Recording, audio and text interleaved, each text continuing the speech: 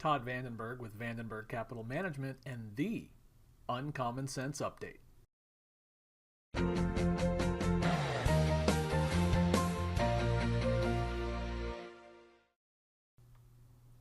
Greetings and thanks for watching. So last week the markets finished down a little bit. Not a big deal, not anything math related. It's just normal volatility. You know, the markets can't have positive weeks every week, and if they did, we'd get a little concerned. There is volatility in the stock markets. It is what it is. So the fact that the markets were down, nothing to worry about. Our view is that we're still cautiously optimistic for growth. So we're going to continue monitoring, but a down week is not the worst thing that could have happened last week. In addition to the stock market, we'd like to talk a little bit about the tax bills going through Congress. So the Senate and the House now have their bills, and there's some differences between them. And I'm going to talk about two of them here for a second. So one of the differences is that in the Senate's bill, the Senate starts their corporate tax cut down to 20%, but they don't let it start for a couple of years. And we don't look at that as a really positive thing. And the reason for it is, if you imagine you're a business owner, and you know that if you invest money to grow your business today, you're going to get taxed at a higher rate than if you just wait a couple of years and invest that money then.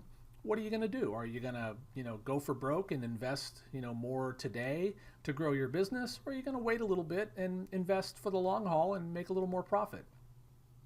We think that businesses will do the latter and that they'll opt for more profit.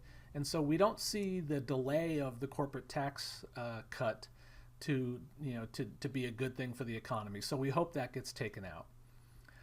There's some other things in the tax bills that we're really not fond of, and one of them has to do with the deduction for home mortgage interest.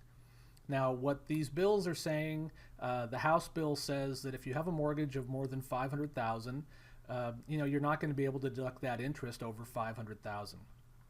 Now, that's fine. The Senate bill actually raises that amount to $1 million, so we'll see where that goes. But if it stays at $500,000, that'll still be a non-issue for most Americans. But for a lot of Americans in larger cities, it's going to be a big problem, and it's going to potentially hurt the value of real estate.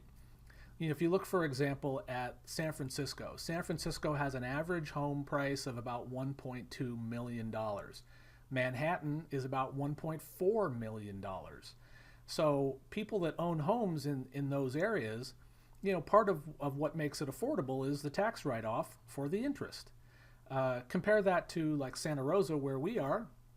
Average sale price here is about $540,000. So most people in Santa Rosa would be okay, but since the average is $540,000, that means that a lot of the houses are well above that, and so it's gonna impact people in Santa Rosa. When you compare that to two other cities like Nashville, where the average sale price is about $230,000, or my favorite comparison, Omaha, Nebraska, where the average sale price is about $210,000, $215,000, in those cities, it's not even an issue. They're not even going to notice it. So I'm looking a lot at these tax bills to try to figure out who it's going to impact, and the sad reality is that it might be good for most Americans and might not be good for many people that live in places like San Francisco, New York, or even Santa Rosa.